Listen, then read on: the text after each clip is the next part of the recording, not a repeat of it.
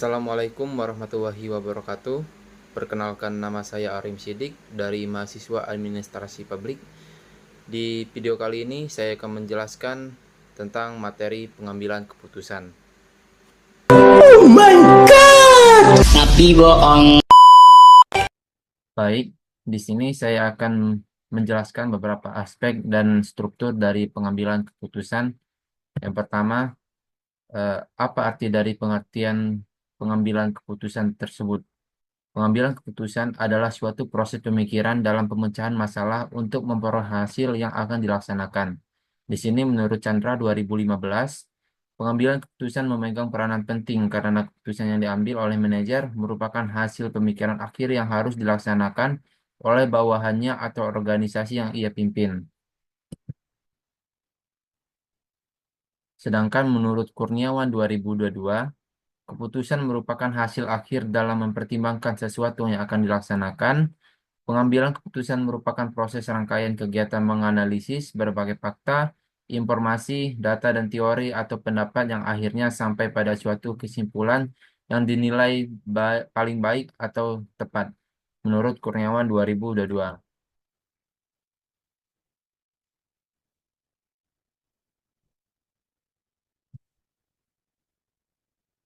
Teori pengambilan keputusan. Teori pengambilan keputusan adalah cabang ilmu yang mempelajari bagaimana individu atau kelompok memilih di antara berbagai alternatif tindakan untuk mencapai tujuan tertentu.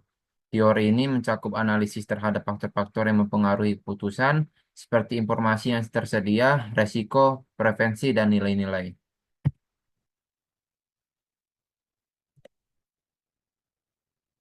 Apa saja teori pengambilan keputusan? Yang pertama, ada teori inkremental, yaitu teori inkremental adalah pendekatan pengambilan keputusan yang menekankan perubahan kecil dan bertahap. Keputusan diambil secara bertahap berdasarkan pengalaman dan evaluasi langkah sebelumnya. Teori ini dikemukakan oleh Charles E. Lindblom. Selanjutnya, ada teori rasional komprehensif, yaitu pendekatan pengalaman keputusan yang menekankan analisis mendalam dan sistematis untuk memilih solusi terbaik. Teori ini ideal untuk situasi dengan informasi lengkap, tetapi sering dianggap kurang praktis karena memerlukan banyak waktu, sumber daya, dan asumsi rasionalitas penuh. Selanjutnya ada teori pengamatan terpadu, yang dimana teori ini dikemukakan oleh Amitai Itzioni, adalah pendekatan pengambilan keputusan yang menggabungkan dua pendekatan utama. Jadi, dengan pendekatan ini menyimbangkan antara strategi rasional, komprehensif atau menyeluruh, dan ikremental atau bertahap sehingga lebih fleksibel dan realistis.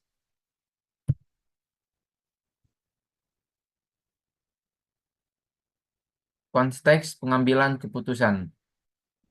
Konteks pengambilan keputusan mencakup semua faktor yang mempengaruhi bagaimana keputusan dibuat dan hasil yang diharapkan. Hal ini melibatkan lingkungan eksternal seperti kondisi sosial, ekonomi, politik, budaya, ataupun teknologi yang dapat mendukung atau membatasi pilihan. Di sisi lain, konteks juga dipengaruhi oleh faktor internal seperti sumber daya yang tersedia, struktur organisasi, dan tujuan yang ingin dicapai. Ketersediaan informasi dan tingkat risiko atau ketidakpastian juga menjadi elemen penting karena mempengaruhi cara seseorang atau organisasi mengevaluasi alternatif. Selain itu, nilai-nilai referensi dan prioritas pengambilan keputusan serta tekanan waktu dapat mempengaruhi pendekatan yang dipilih, apakah bersifat rasional, intuitif, atau bertahap. Metode pengambilan keputusan. Metode pengambilan keputusan yang umum dilakukan.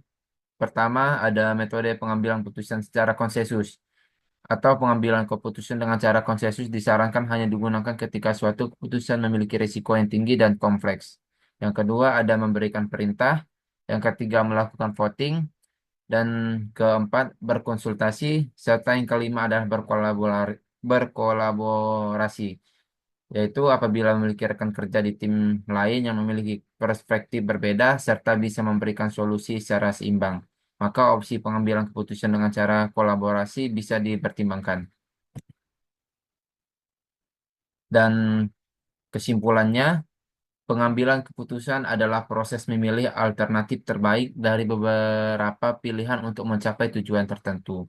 Proses ini dipengaruhi oleh informasi, keterbatasan, resiko, dan nilai-nilai yang relevan. Pengambilan keputusan dapat dilakukan secara rasional, intuitif, atau bertahap, tergantung pada konteks dan kompleksitas masalah. Keberhasilan keputusan ditentukan oleh sejauh mana keputusan tersebut sesuai dengan tujuan dan mampu diimplementasikan secara efektif. Mungkin dari penyampaian eh, saya rasa cukup dan terima kasih. Apabila ada kesalahan dan kekurangan, saya mohon maaf. Wabillahi taufiq wal hidayah. Wassalamualaikum warahmatullahi wabarakatuh.